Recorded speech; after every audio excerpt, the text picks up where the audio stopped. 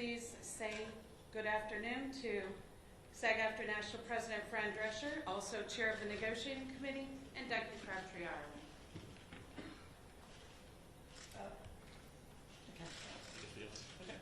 Good afternoon, everybody. I'm Duncan Crabtree Ireland, National Executive Director and Chief Negotiator for SAG-AFTRA. Yesterday, our union celebrated the 90th anniversary of the incorporation of Screen Actors Guild. During our nearly century-long existence, we've fought for and achieved countless gains for working actors. Today, we embark on a new important chapter in our union's history. Earlier this morning, the SAG-AFTRA National Board convened following 4 weeks of negotiations with the Alliance of Motion Picture and Television Producers, the AMPTP. Because the AMPTP remains unwilling to offer a fair deal on key issues essential to protecting the livelihoods of working actors and performers, SAG-AFTRA's National Board unanimously voted to issue a strike order against the studios and streamers. From the time negotiations began on June 7th, SAG-AFTRA staff and the members of our negotiating committee have worked overtime, devoting their evenings, weekends, and holidays to achieving a deal that would ensure a sustainable future for the acting profession. But despite our team's efforts, the AMPTP has remained steadfast in its commitment to devaluing the work of our members. Actors deserve a contract that reflects the changes that have taken place in the industry. Unfortunately, the current streaming model has undercut performers' residual income, and high inflation has further reduced our members' ability to make ends meet. Additionally, industry expectations around self-tape auditions mean performers are bearing casting costs that were once the responsibility of producers. To complicate matters further, actors now face an existential threat to their livelihoods with the rise of generative AI technology. We've proposed contract changes that address these issues, but the AMPTP has been uninterested in our proposals. Because of this, the board has determined that union members should withhold their labor until a fair contract can be achieved.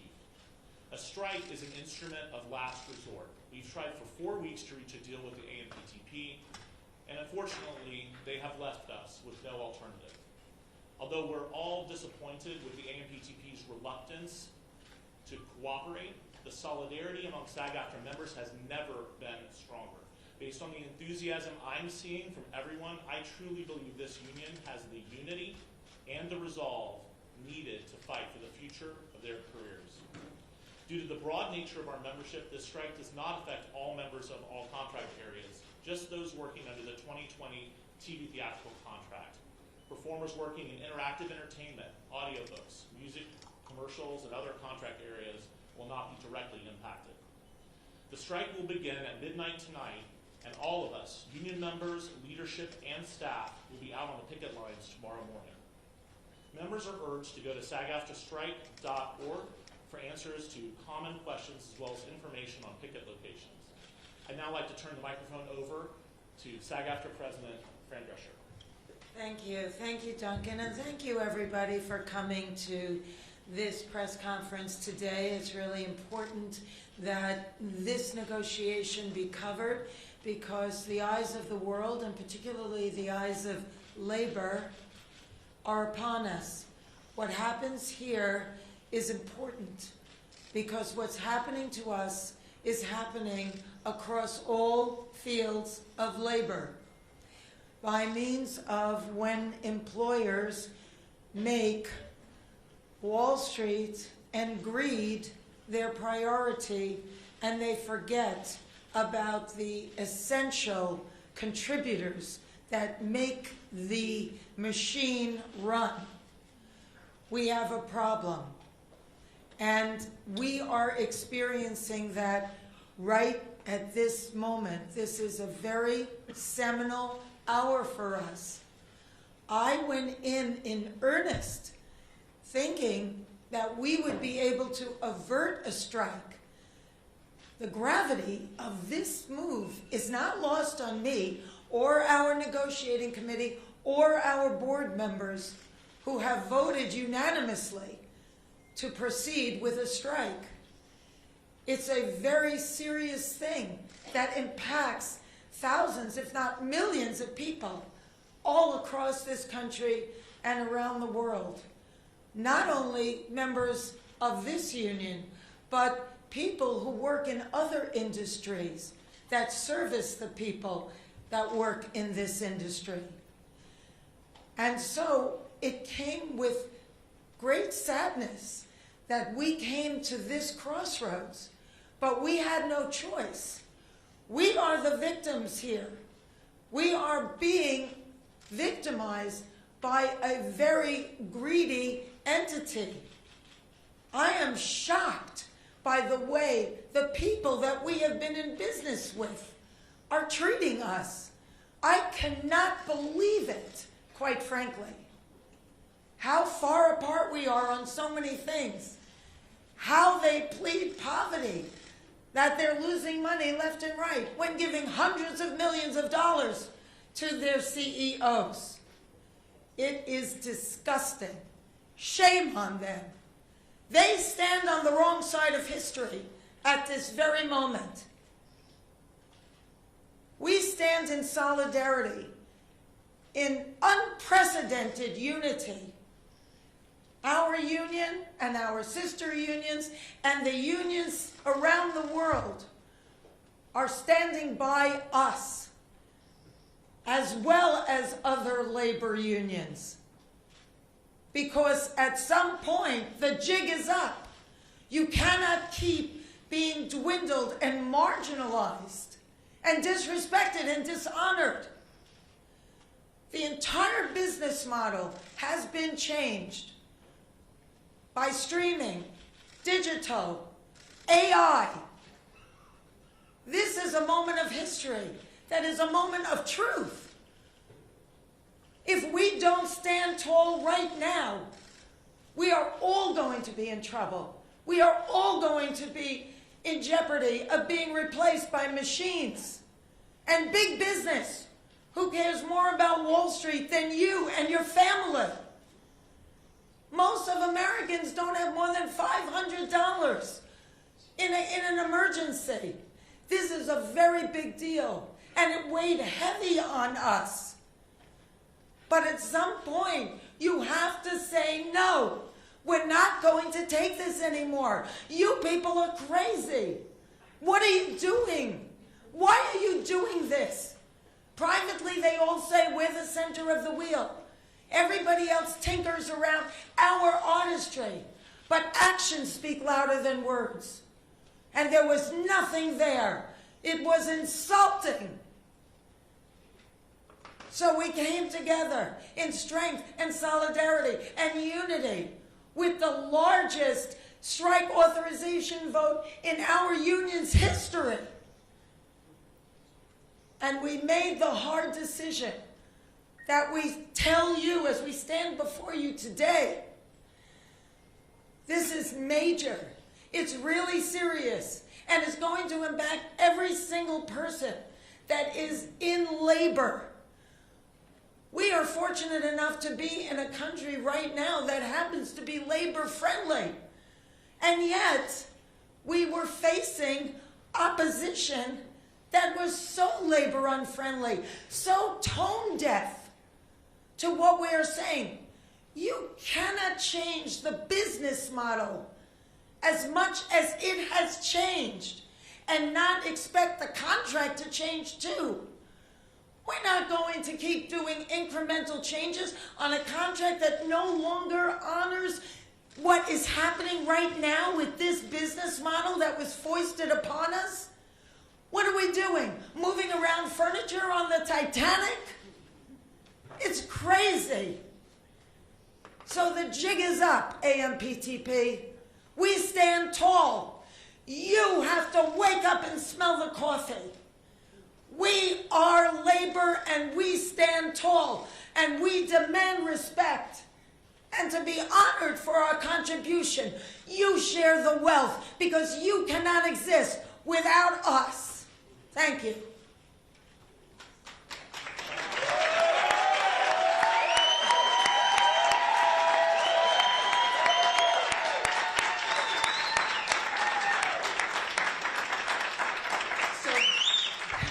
That's our president. Questions? Right here, Jeremy. So, you guys said to start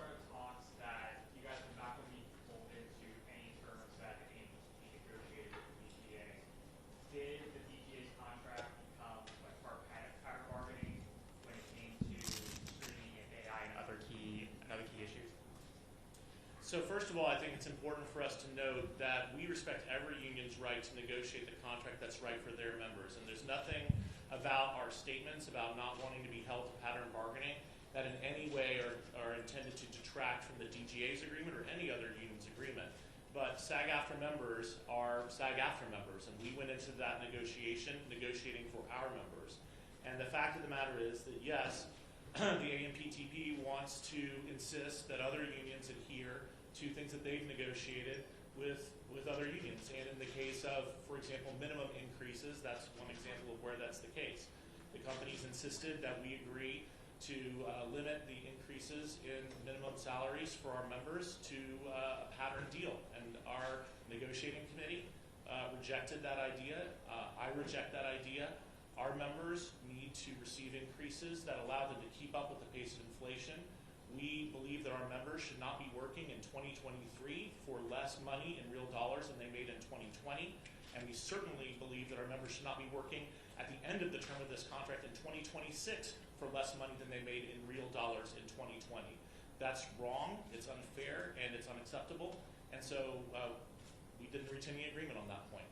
Duncan. Hang on one second, please. I'd like the committee to come in and join the negotiators, please. Yeah. Committee members?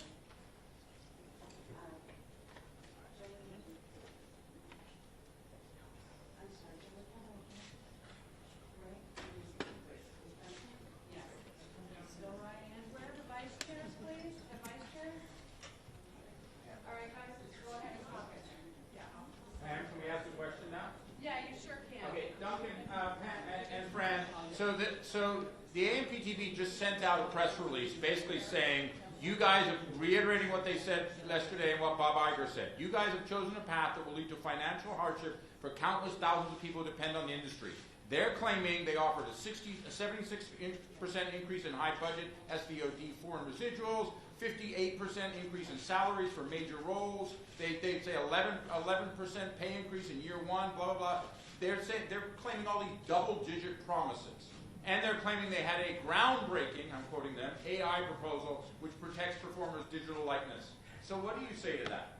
Well, Fran may have some things she wants to say to that, but let me just take one of the items that you mentioned, and I'm not going to be able, not having seen their press release, I can't respond to every point of it. But this groundbreaking AI proposal that they gave us yesterday, in that groundbreaking AI proposal, they proposed that our background performers should be able to be scanned, get paid for 1 day's pay, and their company should own that scan, their image, their likeness, and should be able to use it for the rest of eternity in any project they want with no consent and no compensation. So if you think that's a groundbreaking proposal, I suggest you think again. Fran? Duncan and Frank, a few weeks ago, you guys put out a video that suggested that you were seeing progress in the talks, and you sounded encouraged by what was happening. So what turned? What was the pivot? Where did things go south? Well, you know, initially we started kind of on the outside. They weren't really ready to get to the core issues, and we were encouraged, quite frankly. But we didn't realize that that was where it ended, where it began and ended. And all the core ingredients, you know, we were basically either stonewalled or were so far apart that, you know, it was just...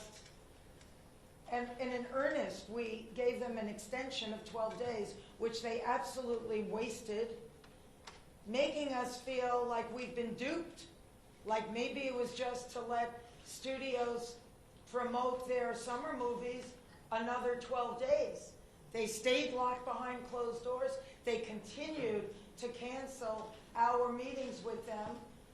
We thought, you know, well, maybe they're really getting into it. But then what we ultimately received from them was what my mom would call a leck and a schmeck. The motion picture company released a statement saying that you guys walked away from a historic offer. Was this in fact historic? Can you repeat that again? Yeah, the motion picture companies released a statement saying that the union walked away from a historic offer, that you guys left the negotiating table. Was this in fact historic? What was historic about it is that we were really so marginalized, so dishonored, and so disrespected that it was really egregious and disgusting. So that's what was historic. That at a moment when streaming and AI and digital is so prevalent in the industry, it has disemboweled the industry that we once knew. When I did The Nanny, and everybody was part of the gravy train. Now it's a walled-in vacuum. And not only is it unfair to everybody up and down the ladder, but the entity that employs us, it's really un-American. And it's unconscionable. What are you doing? We're not curing cancer here. It's a collective art form. Please hang on one second. We have a live stream. This is being viewed by several thousand people online, so I need you guys to use the microphones. We're going to go back to me recognizing you, and you will go to a microphone either here or here. Jean? You talk a little bit about how long you expect this to go on. Are we talking about weeks? Are we talking about months? And what would it take to get back to the table? That's up to them. We're open to talking to them tonight. But, you know, it's up to, all of this is because of their behavior. It's up to them if they're willing to talk in a normal way that honors what we do. I mean, they are well aware of what it takes to make a deal. Fran and I personally spoke to several of the CEOs of these studios yesterday, and at length.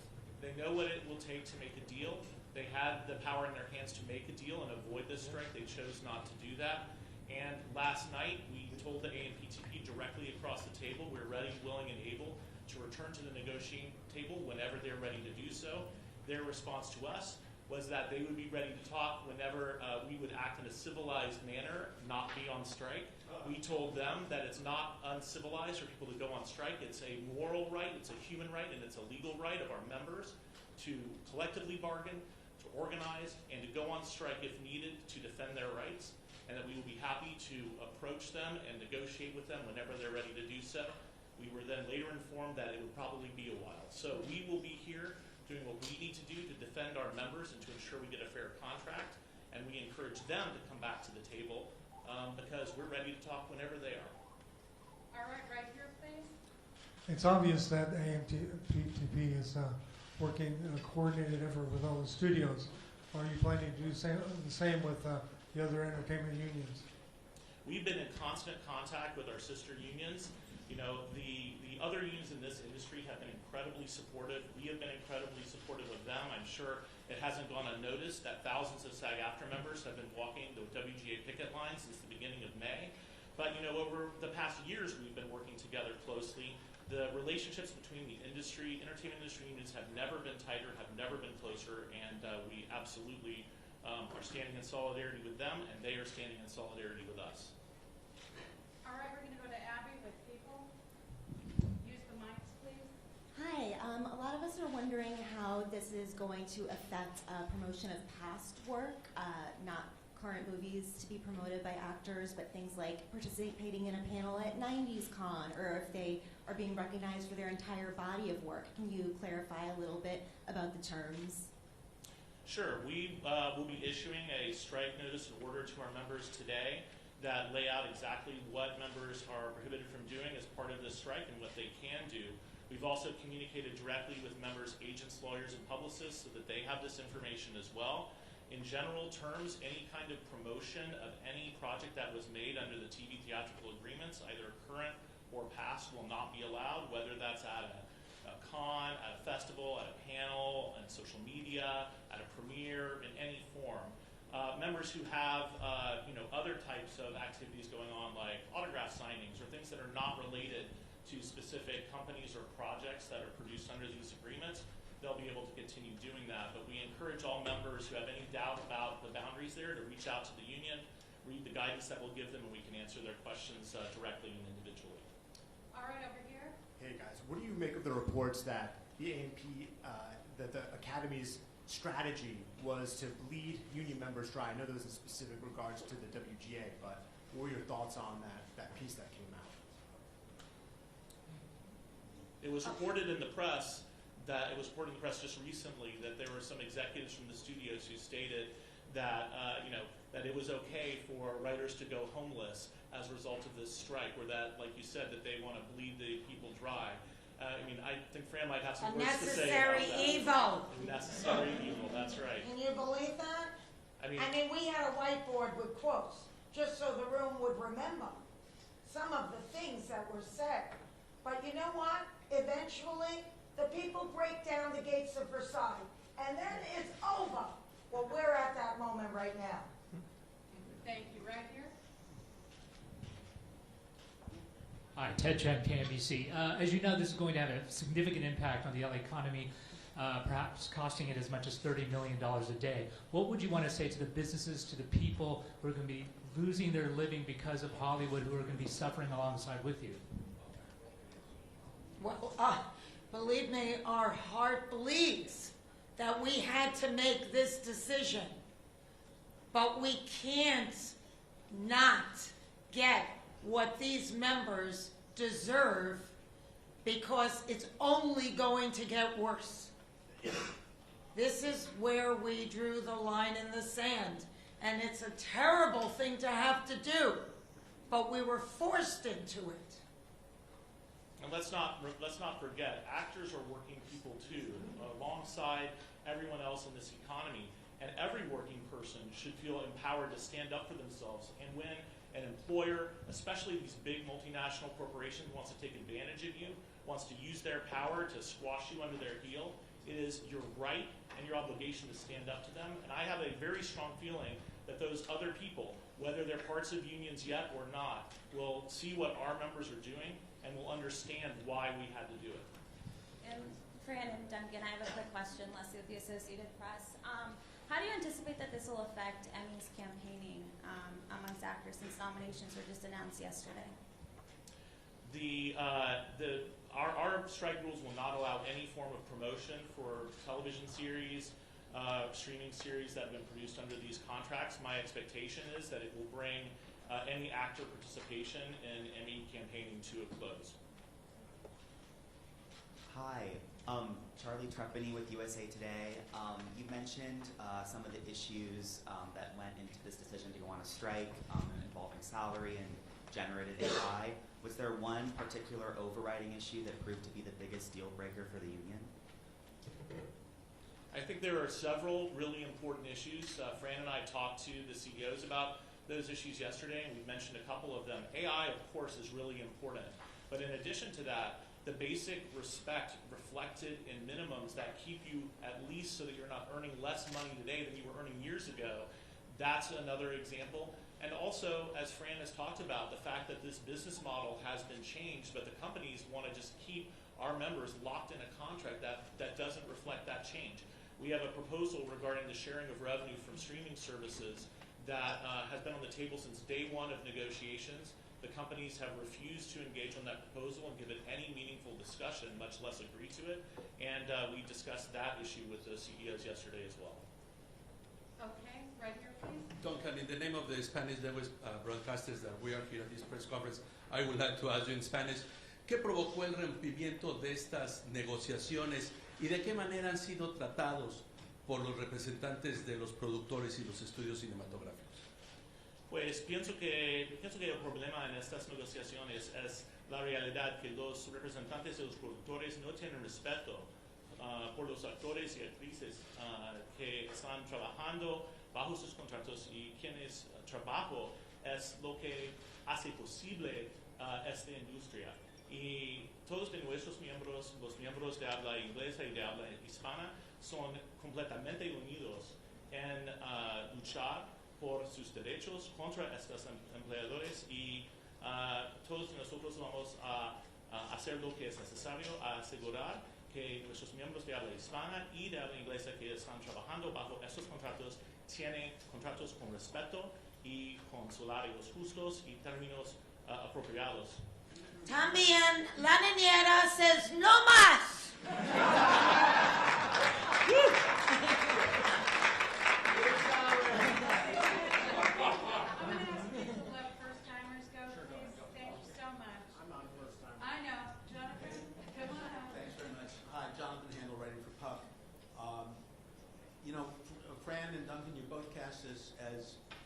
want to step back, as existential. And that makes the stakes very high. And of course, the companies claim it's existential for them in terms of the challenges that the business is facing economically in theatrical, in linear television, the amount of money that needed to spend to compete with Netflix in streaming.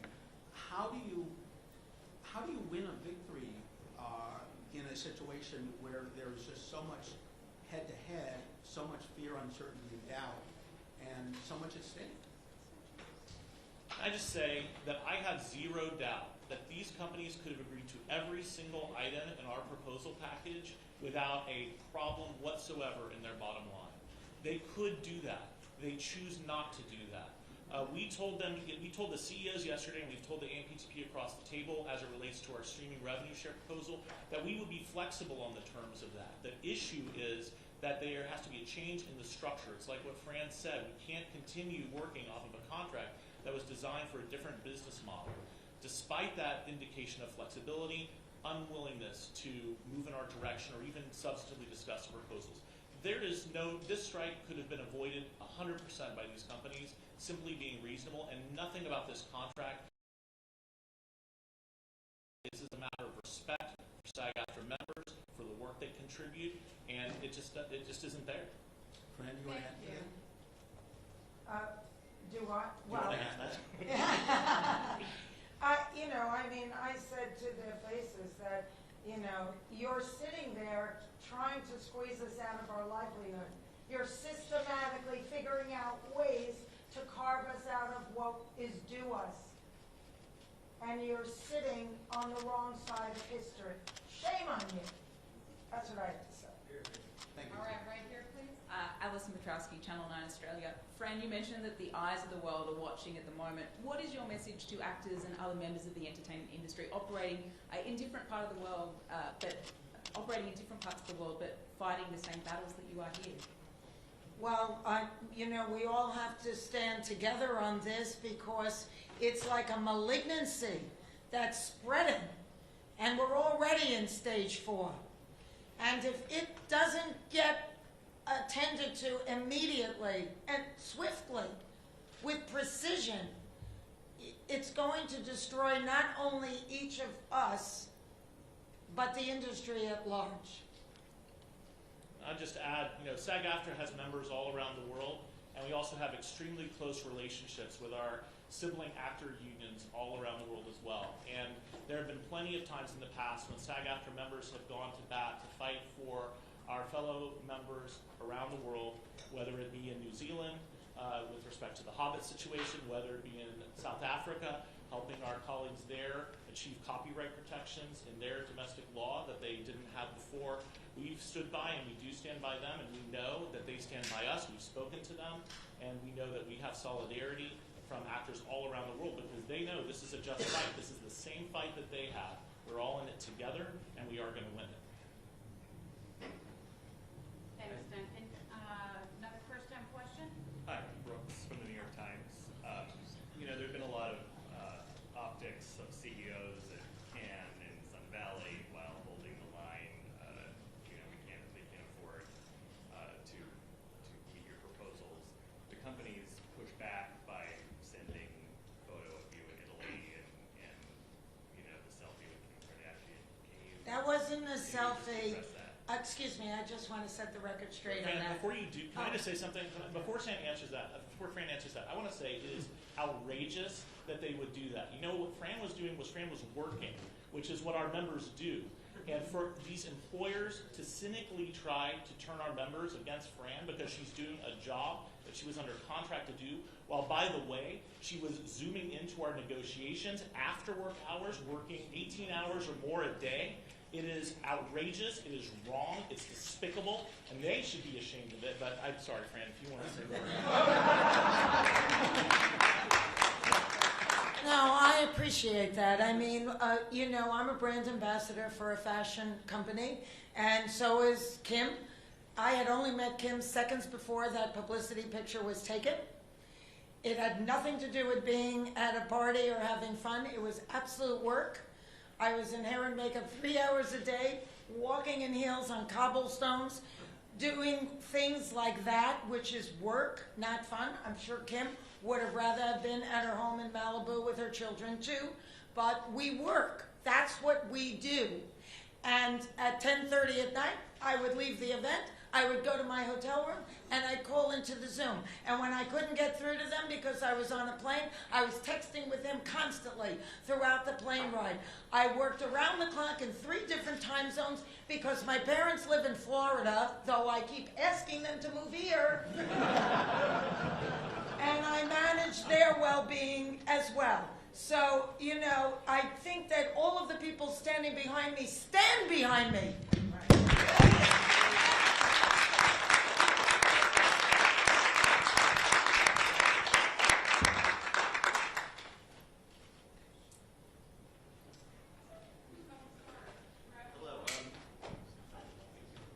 Jeremy? Doug, a quick follow-up. You said there was a proposal regarding streaming that was sent to the AMPTP they did not engage with. So why don't you just talk a little bit more about what some of the terms were, particularly involving viewership data, because I know that was an issue that actors really raised about tying viewership data to residuals. Sure, I mean, I hesitate to get too much into the weeds, but the concept of this proposal, which was actually inspired by Fran, was that we would receive a percentage of streaming subscription revenue, and that streaming subscription revenue would be divided up by project based on the project's contribution to the success of that streaming service. Now, as I'm sure many of you who follow the industry know, the streamers are famous for not sharing information, being non-transparent, and since we knew that they wouldn't want to share any kind of viewership success data, we went and found another source for that data from a particular company in the industry, an analytics company. And then instead of engaging with the proposal, discussing it with us, making any counter proposal, trying to figure out if there was a way to get to agreement, what they did is launch an attack on that company, trying to claim that that company doesn't have good quality or whatever else. Again, not legitimate at all. This was their distraction tactic to try to avoid engaging on a totally legitimate proposal. And from day 1 to day 35 of these negotiations, we never got any substantive response to that proposal. And it's just part of the larger story of the companies refusing to engage with legitimate proposals and refusing to do what it takes to try and make a deal. And that's the reality. Thank you. Right here? Hello, Alex Golden, NHK Japan Broadcasting. If I have it right, this is the first SAG-AFTRA strike in decades since 1960 or 1986, if you count the 14 hours. My question is, do you remember what the issues in those previous strikes were? And do they relate to today at all? So first of all, let me just say this is the first SAG-AFTRA strike in this contract in over 40 years. It is true we have had other strikes since that time in other contracts, but this is not a strike-happy union. This is a union that views strikes as a last resort, but we're not afraid to do them when that's what it takes to make sure our members receive a fair contract. Our strike in 1960 is the reason that our members have a health plan. It's the reason that our members have a pension plan, and it's the reason why our members get residuals. And successive strikes since then have been the way that we have achieved key proposals that have been necessary to keep our members, having a professional life, having a career, and having the ability to do this job. I'm not an actor, but I know, because I spend all my time around actors, it is a hard job. Anyone who doesn't know that, it is a job that requires you to have incredible resilience, that requires you to spend most of your time looking for work as opposed to doing work. It is a job that it makes it hard to get basics in life, like health insurance, like any kind of retirement. That's what this union provides, and I highly doubt there are any members of this union today who would say it wasn't worth it to go on strike in 1960 for as long as it took to achieve our health plan and our residuals. Well, this is the same kind of strike. This is the kind of strike that makes sure that our members' livelihoods are not taken away by artificial intelligence. This is the kind of strike that makes sure as this industry changes its business model, our members are not left behind. This is the kind of strike that says our members are not going to take less money 6 years later because of inflation that the companies refuse to account for, and a host of other things. And it's the kind of strike that is unfortunate. It's sad that we're at this point, but it's 100% necessary, and it's 100% deserved by the actions of these companies. Here, here. Okay, last question right here. Hi, so let's finish it up with what is your message to the fans and consumers who aren't interested in the nuance that we're discussing here today? They just want their favorite TV shows or they want to go to the movies. Well, what makes you think they're not interested in what's happening here? I think that they have an allegiance to all of us because we bring joy to their lives, we bring entertainment to their lives, and during COVID, they turned to us for everything. So I don't think that your assumption that they don't really care about anything but being entertained over the summer is the bottom line, when the people that give so much to them and enrich their lives in so many ways are saying we are being taken advantage of in a terrible way. And if we let this happen to us, dollars for donuts, it's going to happen to you and your family, your children, and everybody that you work with too. That's how threatening this moment is in our nation's history.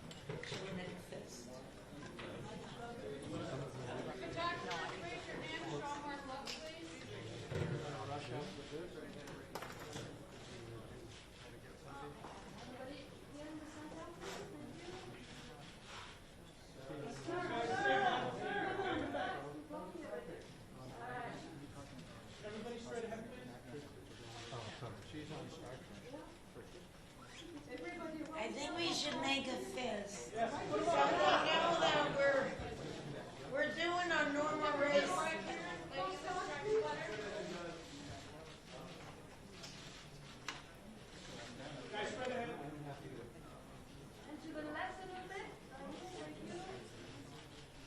Still photographers, can we get a shot too, please? All right, what do you need? Still photographers, can you drop down, please?